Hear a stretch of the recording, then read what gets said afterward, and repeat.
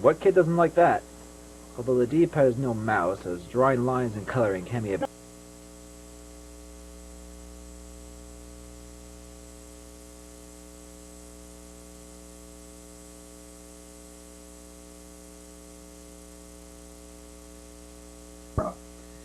Looks like these two were made for the perfect gimmick bundle pack. And that's about it for the Game Boy printer that I can show off. Sorry if I couldn't show it in action. I just remembered something. If you don't want to select every edit option separately, you can access them by pressing select on the photo you view if you want to do more than one thing on your photos. Alright, the final selection in the main menu is Play. This lets you play a bunch of minigames. When you begin, you actually start off in Space Fever 2, a sequel to a Space Invaders knockoff by Nintendo. Here you shoot at the ships to select your game. Let's start with the B ship. Ball! You son of a bitch! Inside joke aside, this is really just Game & Watch Ball, only you can play with the game face. So yeah, that's pretty much it. If we shoot the D ship, we play DJ, a music creator of sorts that lets you compose short 8-bit music loops. It's a pretty nice novelty, and there's a good amount of options, but it gets tiresome pretty quickly. The last minigame is Run Run Run. It's a short racing game in which you mash the A button to run, and up on the D-pad to jump over hurdles. If you win, you have to mash the A button like hell to raise your victory flag. For whatever reason.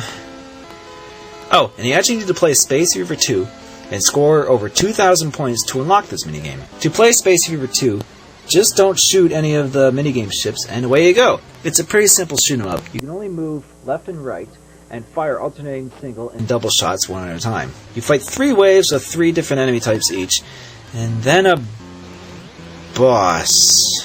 Now this game doesn't ever end, as you'll fight the same 3 bosses over and over. The 3rd boss is determined by the game face, and... Oh, you mother... You piece of shit, you think you can just show up randomly and think you're funny just for the sake of showing up randomly? That's not funny! That's not funny! Yeah!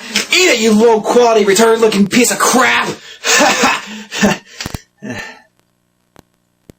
think I have self-image issues. One last thing we can check out is the records menu. By pressing start, you go into space, and you can look at your information, records, and the game credits. Sure, let's end this by viewing the credits.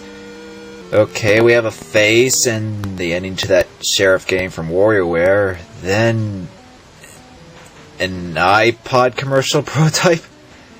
Alright, enough of that. Yeah. Well, that covers just about everything for the Game Boy camera. The camera graphics are very dated, but still passable, I suppose, given the Game Boy's hardware capabilities. The in-game graphics are nice enough, but it just seems to go with random as its main theme. I mean, you have random characters, random menu screens, random people, a random floating king, a random chicken, random minigames, random Space Fever 2 bosses. There really is no other way to explain these things other than randomness.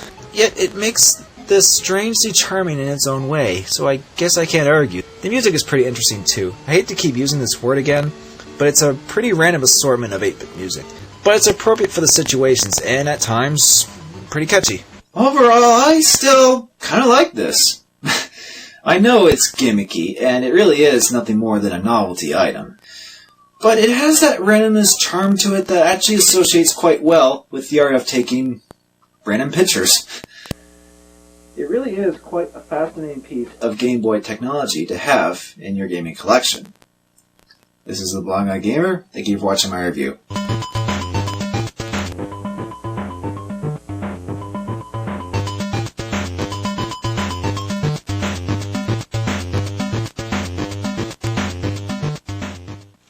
That's nice. Now I can make it into a smoothie. A very disgusting Scottish smoothie.